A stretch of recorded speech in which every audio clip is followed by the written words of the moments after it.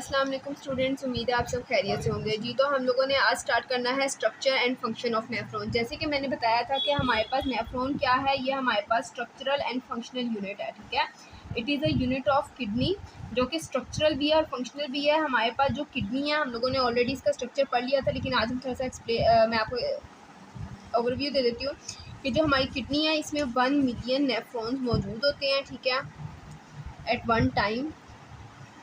और ये होते हैं हमारे पास स्पेसिफिक फंक्शंस परफॉर्म करने के लिए, जो कि हमारे पास जो मेन फंक्शन है ना इसका, ठीक है, वो है हमारे पास प्यूरिफिकेशन ऑफ ब्लड को प्यूरिफाई करते हैं। ठीक है, और प्यूरिफिकेशन ऑफ ब्लड के लिए हमारे पास जो 2 प्रोसेसेस इसमें इन्वॉल्व होते हैं, उसमें पहला जो आता है ना, ठीक है, स्टेप, उसको कहते हैं अल्ट्रा फिल्ट्रेशन, और दूसरा जो स्टेप आता है उसको हम कहते हैं सिलेक्टिव रीएब्जॉर्प्शन। ठीक है, ये दोनों जो हमारे पास प्रोसेसेस हैं, इनको हम इन डिटेल अभी पढ़ेंगे जब हम नेफ्रॉन का सारा स्ट्रक्चर डिटेल से पढ़ लेंगे। ठीक है, तो सबसे पहले किडनी को देख लेते हैं। किडनी में हमारे पास क्या है, किडनी में हमारे पास सबसे पहले मैंने आपको बताया था रेनल आर्टरीज हैं।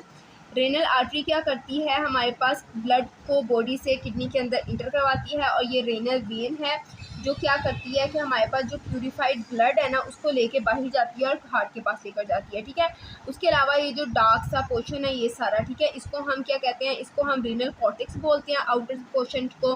ठीक है, और ये जो इनर पोर्शन है ना इसको हम रीनल मेडुला बोलते हैं। मेडुला के अंदर जो होता है ना वो हमारे पास पेल्विस होता है। ठीक है, पेल्विस ये खाली पोर्शन होता है जहाँ पर हमारे पास ब्लड प्यूरिफाई होकर सारा यहाँ पर इकट्ठा हो जाता है। ठीक है, जबकि ये जो सी होती हैं ये हमारे पास रीनल पिरामिड्स होती हैं। ठीक है, और इन पिरामिड्स के अंदर जो है ना हमारे पास मिलियंस और ट्रिलियंस ऑफ नेफ्रॉन्स होते हैं जो ये फंक्शन परफॉर्म कर रहे होते हैं ब्लड की प्यूरिफिकेशन का। ठीक है, फिर यहाँ पर एक और डक्ट मौजूद होती है, वो हमारे पास, उसको हम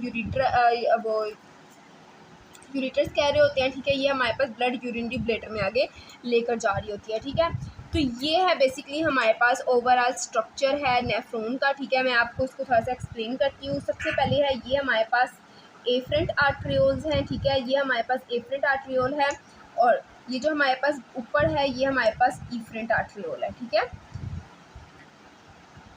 आर्ट्रियोल एक इफरेंट और एक एफरेंट है। ये इफरेंट और एफरेंट आर्ट्रियोल जिस चीज़ से हमारे पास कनेक्टेड है ना, ये पूरा एक जो बाउल टाइप स्ट्रक्चर है, इसको हम बाउमेंस कैप्सूल कहते हैं। ठीक है, बाउमेंस कैप्सूल।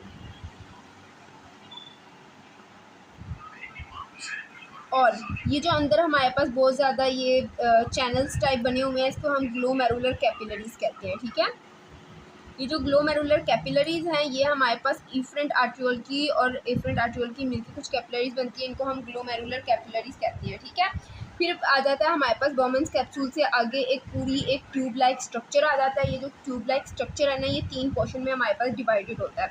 ऊपर वाला जो पोर्शन होता है ना, जो स्टार्टिंग पोर्शन होता है, उसको हम प्रॉक्सिमल कन्वोल्यूटेड ट्यूब्यूल कहते हैं। ठीक है, और ये जो हमारा एंड वाला पोर्शन होता है ना इसको हम डिस्टल कन्वोल्यूटेड ट्यूब्यूल कहते हैं।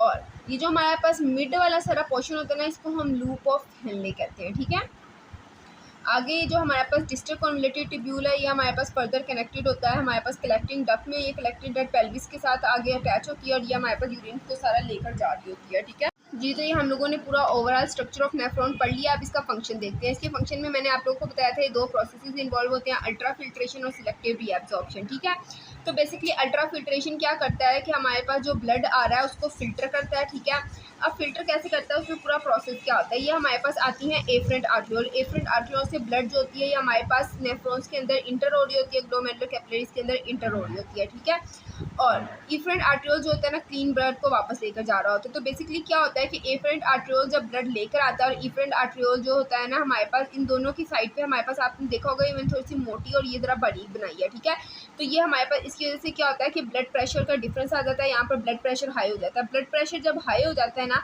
तो हमारे पास कुछ स्पेसिफिक ब्लड की चीज़ें जो होती हैं ना वो फिल्टर होकर हमारे पास किस में चली जाती हैं, हमारे पास ल्यूमिन में आ जाती है। ठीक है, ये बाउमेंस कैप्सूल का ल्यूमिन है, इसमें आ जाती हैं, मतलब बाउमेंस कैप्सूल से निकल के हमारे पास किस में आ जाती हैं, हमारे पास ट्यूब्स में आ जाती हैं। ठीक है, अब ये जो प्रेशर है ना उस प्रेशर की वजह से हमारे पास जो सिलेक्टिव चीज़ें हैं ना सिर्फ वो फिल्टर होती हैं। ठीक है, अब जो हमारे पास चीज़ें फिल्टर होती हैं उसमें हमारे पास क्या क्या है। ठीक है, इसमें हमारे पास वाटर है, हमारे पास मिनरल्स हैं, ठीक है, वाइटामिन हैं, उसके अलावा हमारे पास ग्लूकोज है, अमाइनो एसिड है। ठीक है, यूरिया है,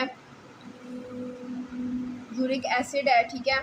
ये सारी चीज़ें जो है ना ये हमारे पास फ़िल्टर होती हैं। क्यों फ़िल्टर होती हैं? एक हमारे पास कि हमारे पास जो इफ्रेट और एफ्रेट आर्टरियोल्स है उसकी वजह से हमारे पास डिफरेंट यहाँ पर ब्लड प्रेशर का डिफरेंस आ जाता है, उसकी वजह से हमारे पास होती हैं। दूसरी यहाँ पर हमारे पास ना एक चैनल्स टाइप होते हैं, ग्लोमेरुलर कैपिलरीज जो है ना इनके पास एक कहते हैं बेसमेंट मेम्ब्रेन। हाँ, बेसमेंट मेम्ब्रेन होती है, मैं उसको बताती हूँ आपको। जो बेसमेंट मेम्ब्रेन होती है ना ये इसमें हमारे पास छोटे छोटे चैनल्स होते हैं और इस चैनल्स में ना सिलेक्टिव जो चीज़ें होती हैं ना सिर्फ वो पास करती हैं, हर चीज़ पास नहीं करती है, ठीक है। सिलेक्टिव पैसेज होता है यहाँ से हमारे पास बेसमेंट मेम्ब्रेन से, ठीक है। ग्लोमेरुलर कैपिलरीज की बेसमेंट मेम्ब्रेन में होता है और वो यहाँ पर आ जाती हैं चीज़ें। अब आपने देखा है कि जो हमारे पास फिल्टरेट चीज़ें हैं ना ये water, minerals, glucose, amino acid, इसमें काफ़ी चीज़ें ऐसी हैं जो बॉडी को चाहिए होती हैं, ठीक है। जैसे वाटर हो गया, मिनरल्स हो गए, ग्लूकोज हो गया, अमाइनो एसिड हो गए, ठीक है। यूरिया और यूरिक एसिड वो निकाल देते हैं, ठीक है। लेकिन कुछ चीज़ें ऐसी हैं जो फिल्टर में हमारे पास चली गई हैं जो हमारी बॉडी के लिए ज़रूरी है। तो उसके लिए हमारे पास जो दूसरा प्रोसेस होता है ना वो होता है सिलेक्टिव रीअब्जॉर्प्शन। सिलेक्टिव रीअब्जॉर्प्शन होता है कि जो चीज़ें चली गई हैं, फिल्टर हो गई हैं, ठीक है, वो जो फिल्ट्रेट बन गया है ना, ठीक है, उसमें से कुछ चीज़ों को दोबारा रीअब्जॉर्ब करना, ठीक है।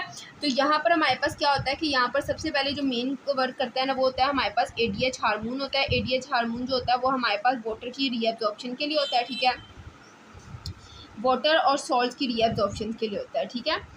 इनकी रीअब्जॉर्प्शन करता है हमारे पास। और इसके अलावा हमारे पास वाटर जो है वो हमारे पास बाहर आ जाता है, ठीक है। ये हमारे पास ट्यूब से किस में आ जाता है, हमारे पास बाहर ल्यूमिन में आ जाता है। इसके अलावा हमारे पास जो सोडियम है वो भी बाहर में आ जाता है। ग्लूकोज जो है वो भी हमारे पास बाहर आ जाता है। कितनी ग्लूकोज की हमारे पास क्या आ जाती है, रीअब्जॉर्प्शन आ जाती है, ये वापस बेस हमारी जो सेल्स होते हैं उनमें वापस आ जाता है, ठीक है। और जो यूरिया और यूरिक एसिड होता है वो हमारे पास पास होकर सारा कलेक्टिंग ट्यूब्यूल्स में आ जाता है, ठीक है। इसका जो बहुत डिटेल प्रोसेस है जो कि इंटरनेट पे आप लोगों को मिल रहा है वो आपके लेवल का नहीं है, ठीक है। सेकंड ईयर एफएससी के बच्चों का या एमडीएड के बच्चों के लेवल का नहीं है, इसलिए मैं अपनी वीडियो में इसमें एक्सप्लेन नहीं करूँगी, ठीक है। तो आज के लिए इतना ही बहुत है। आपके लेवल का ये चीज़ें सबसे ज़्यादा इंपॉर्टेंट है। इसके अलावा इसमें बुक रीडिंग करें। उम्मीद है आप लोगों को सब चीज़ें समझ आ गई होंगी। आज के लिए अल्लाह हाफ़िज़।